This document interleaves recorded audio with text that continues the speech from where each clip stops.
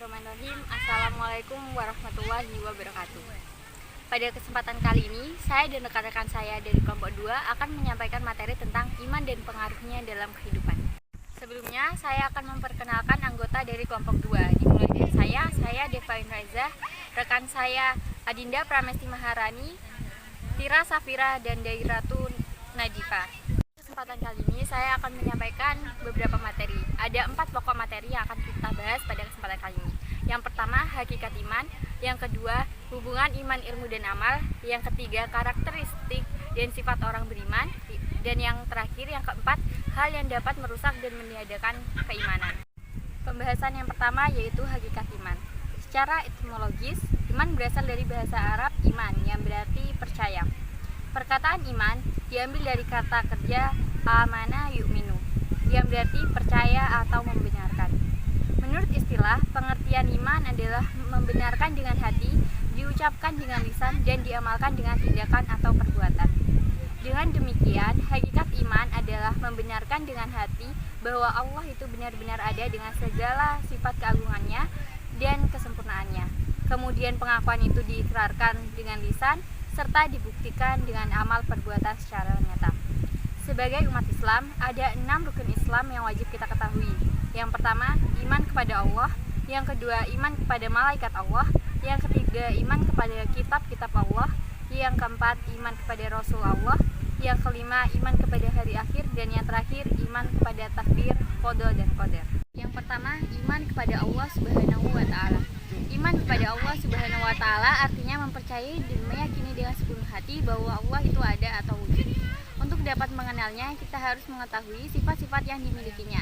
Secara keseluruhan, sifat-sifat Allah ada 3, yaitu sifat wajib, sifat mustahil, dan sifat jaiz. Orang yang beriman pada sifat-sifat Allah hanya akan menyembahnya dan tidak menyekutukannya. Selain itu, orang yang beriman ini juga meyakini bahwa segala sesuatu yang ada di alam semesta ini diciptakan olehnya, sehingga hilanglah prasangka buruk pada Allah dan akan berusaha untuk bersifat tidak sombong. Yang kedua, iman kepada malaikat Allah. Malaikat adalah makhluk yang hidup di alam gaib dan senantiasa beribadah dan taat kepada Allah Subhanahu wa Ta'ala. Malaikat sama sekali tidak memiliki keistimewaan rububiyah dan uluhiyah sekalipun. Diciptakan dari cahaya dan diberikan kekuatan untuk menaati dan melaksanakan perintah dengan sempurna. Iman kepada malaikat artinya percaya dengan adanya malaikat-malaikat Allah Subhanahu wa Ta'ala walaupun tidak pernah melihatnya. Yang ketiga, iman kepada kitab-kitab Allah. Iman kepada kitab-kitab Allah Subhanahu wa Ta'ala artinya meyakini dan mempercayai adanya kitab-kitab yang diturunkan oleh Allah Subhanahu wa Ta'ala. Adapun kitab yang diturunkan oleh Allah Subhanahu wa Ta'ala kepada Rasulnya antara lain kitab Zabur kepada Nabi Daud alaihi salam, kitab Taurat kepada Nabi Musa alaihi salam, kitab Injil kepada Nabi Isa alaihi salam, dan yang terakhir kitab Al-Quran kepada Nabi Muhammad sallallahu alaihi wasallam. Adapun kepada kitab Al-Quran, selain meyakini dan mempercayai dengan sepenuh hati, sebagai umat Islam kita harus berpedoman dan mengamalkannya. Yang keempat, iman kepada Rasul Allah, artinya mempercayai dan meyakini dengan sepenuh hati bahwa Allah Subhanahu wa Ta'ala telah menurunkan kitab-kitabnya kepada Rasul yang berisi wahyu untuk disampaikan dan diajarkan kepada umat manusia. Beriman kepada Rasul-Rasul Allah maksudnya adalah membenarkan dan meyakini dengan sepenuh hati bahwa Allah Subhanahu wa Ta'ala telah mengutus pada tiap-tiap umat seorang Rasul yang mengajak umatnya menyembah Allah semata dan mengingkari sesembahan selainnya. Materi berikutnya akan disampaikan oleh rekan saya, Adinda.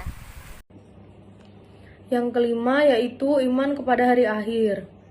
Iman kepada hari akhir ialah iman kepada hari kiamat, termasuk hari kebangkitan, yaitu keluarnya manusia dari kubur mereka dalam keadaan hidup, sesudah jenazah mereka dikembalikan dengan seluruh bagiannya seperti dulu kala di dunia. Yang keenam, iman kepada qada dan qadar atau iman kepada takdir.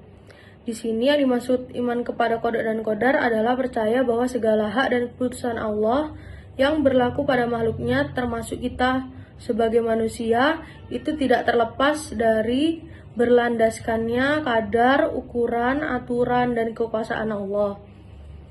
Sebagai manusia biasa yang lemah, kita harus percaya bahwa segala sesuatu yang terjadi pada diri kita adalah atas izin Allah Subhanahu wa Ta'ala.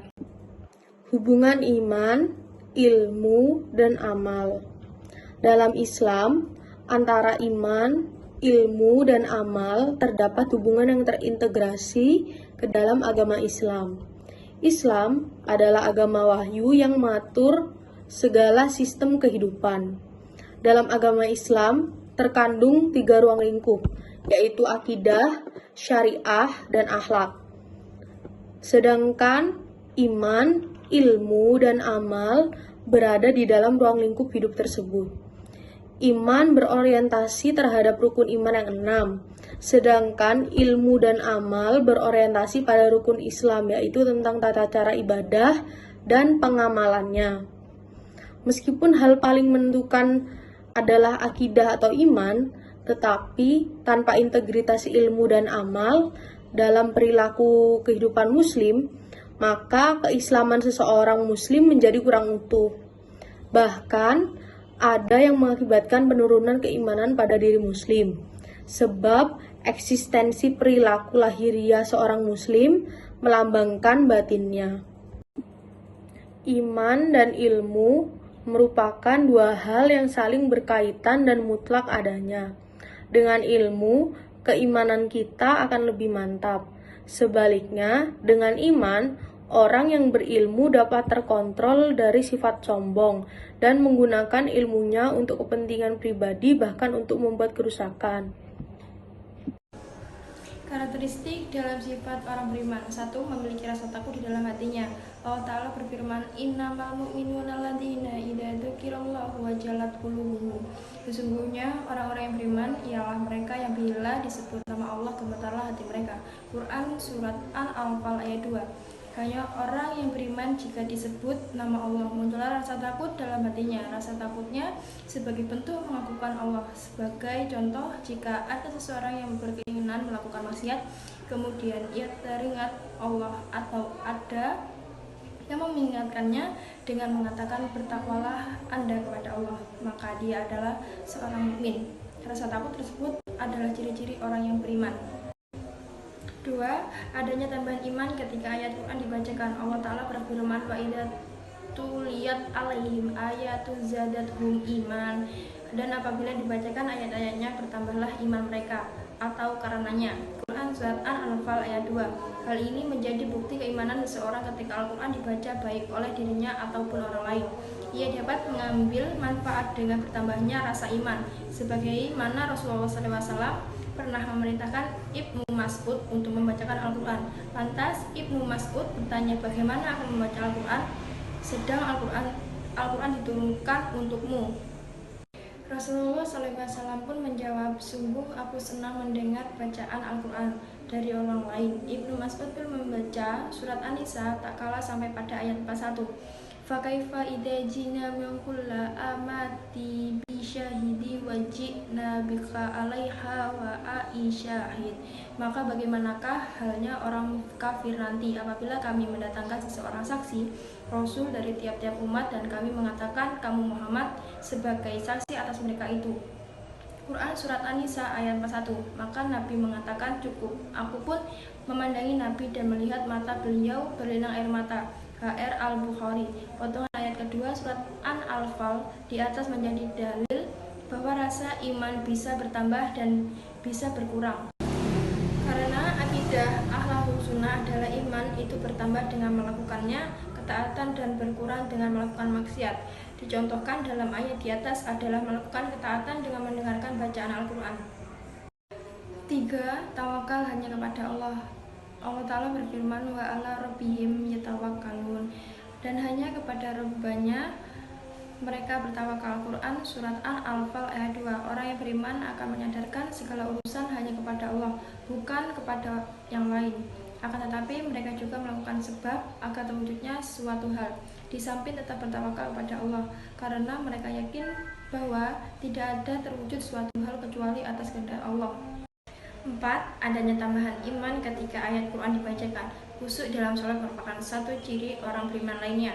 Seseorang yang telah memiliki keimanan yang kuat akan lebih khusyuk dalam menjalankan ibadah sholat, baik wajib atau sunnah, meski banyak gangguan. Allah Ta'ala berfirman, alladzina hum fi sholatihim khashi'un, artinya yaitu orang-orang yang khusyuk dalam sholat. Quran Surat Al-Mu'minun ayat 23. 5. Menunaikan zakat. Menunaikan zakat termasuk ke dalam 10 ciri-ciri orang beriman, karena dirinya tahu bahwa dengan berzakat atau bersedekah merupakan bukti keimanan seseorang. Orang-orang beriman hendaknya menunaikan kewajiban dan ibadah yang terkait harta ini dengan ikhlas untuk membersihkan harta dan menyucikan jiwa mereka. Rasul juga pernah menjelaskan tentang bukti keimanan seseorang dapat dilihat dari sholat dan sedekahnya. Wadolatu wazadaqatu burhan. Artinya sholat adalah cahaya dan sedekah adalah bukti. HR Muslim nomor 223. Hal-hal yang dapat merusak dan meniadakan iman. 1. Syirik. Syirik adalah segala keyakinan dan amalan yang semestinya hanya untuk Allah, tetapi dilakukan untuk selain Allah. Syirik terbagi menjadi dua, yaitu syirik akbar dan syirik asghar. Syirik akbar atau syirik besar yaitu menyekutukan Allah dengan makhluknya seperti keyakinan adanya kekuatan selain Allah, misalnya menyembah berhala. 2. Syirik asghar atau syirik kecil. Syirik kecil juga disebut syirik amali karena perbuatan-perbuatan yang mempunyai tendensi selain Allah, atau disebut juga syirik khafi, artinya syirik yang tersembunyi. Rasulullah Shallallahu Alaihi Wasallam bersabda, "Sesungguhnya yang paling aku khawatirkan dari kalian adalah syirik kecil." Mereka bertanya, "Apa itu syirik kecil wahai Rasulullah Shallallahu Alaihi Wasallam?" Rasulullah Shallallahu Alaihi Wasallam pun menjawab, "Riya." 2. Melakukan sihir. Sihir yang dimaksud dalam bahasan ini adalah tata cara yang bertujuan merusak atau menghancurkan orang lain dengan jalan meminta bantuan kepada jin. Sebagaimana sabda Rasulullah Shallallahu Alaihi Wasallam yang diriwayatkan oleh Tirmizi, hukuman bagi tukang sihir itu adalah dipenggal dengan pedang. Menurut hadis yang diriwayatkan secara marfu oleh Ibnu Mas'ud, perbuatan yang termasuk sihir adalah memohon kekuatan pada alam, mempercayai bahwa benda-benda tertentu dapat menolak dari gangguan pada diri, dan juga memalingkan hati perempuan agar menyukainya. Sihir dikatakan merusak sebab sasaran sihir antara lain: A. Mempengaruhi hati dan badan seseorang untuk disakiti atau dibunuh. B. Memusnahkan harta dan benda seseorang. C. Memutuskan ikatan kasih sayang seseorang dengan suami, istri, atau anak, atau dengan anggota keluarga lainnya. 3. Memakan harta riba. Riba menurut bahasa berasal dari kata raba yarbu yang artinya tambahan. Sedangkan mengenai definisi riba menurut syara para ulama berbeda pendapat. Akan tetapi secara umum, riba diartikan sebagai utang piutang atau pinjam-meminjam atau barang yang disertai dengan tambahan bunga. Islam dengan tegas melarang umatnya memakan riba, sebagaimana firman Allah Subhanahu wa Ta'ala, "Hai orang-orang beriman, janganlah kamu memakan riba dengan berlipat ganda, dan bertakwalah kamu kepada Allah, supaya kamu mendapat keberuntungan. Peliharalah dirimu dari api neraka yang disediakan untuk orang-orang kafir." Quran Surat Al-Imran ayat 130. 4. Memakan harta anak yatim. Anak yatim adalah anak yang ditinggal mati oleh ayahnya atau ia masih kecil, atau dengan kata lain, ditinggal mati oleh orang yang menanggung nafkahnya. Memakan harta anak yatim dilarang apabila dilakukan secara zalim. Seperti firman Allah Subhanahu wa Ta'ala, "Sesungguhnya orang-orang yang memakan harta anak yatim secara zalim, sebenarnya mereka itu menelan api sepenuh perutnya, dan mereka akan masuk ke dalam api yang bernyala-nyala, atau neraka." Quran Surat An-Nisa ayat 10. Dengan demikian, apabila dilakukan dengan cara yang baik, orang yang memelihara anak yatim boleh mengambil sedikit harta anak yatim tersebut, yaitu mengambil sebatas biaya pemeliharaannya. Itu pun kalau anak sudah beranjak dewasa. Akan tetapi, apabila mampu, sebaiknya dia tidak mengambil harta anak yatim tersebut. 5. Membunuh jiwa manusia. Maksud membunuh dalam pembahasan ini adalah membunuh jiwa dengan sengaja. Orang yang berbuat seperti itu akan dimasukkan ke neraka jahanam dan kekal di dalamnya. Sebagaimana firman Allah Subhanahu wa Ta'ala, "Dan barang siapa yang membunuh seorang mukmin dengan sengaja, maka balasannya adalah jahanam. Kekal ia di dalamnya dan ia kekal di dalamnya, dan Allah murka kepadanya dan mengutukinya serta menyediakan azab yang besar baginya." Quran Surat An-Nisa ayat 93. Sebagaimana halnya perbuatan musyrik membunuh orang mukmin tanpa sengaja juga termasuk dosa yang kemungkinan besar tidak akan dapat ampunannya. Rasulullah Shallallahu Alaihi Wasallam bersabda, semua dosa itu masih dapat diampuni oleh Allah, kecuali dosa yang mati kafir atau orang yang membunuh mukmin dengan sengaja. Hadis riwayat Nasai dan Hakim.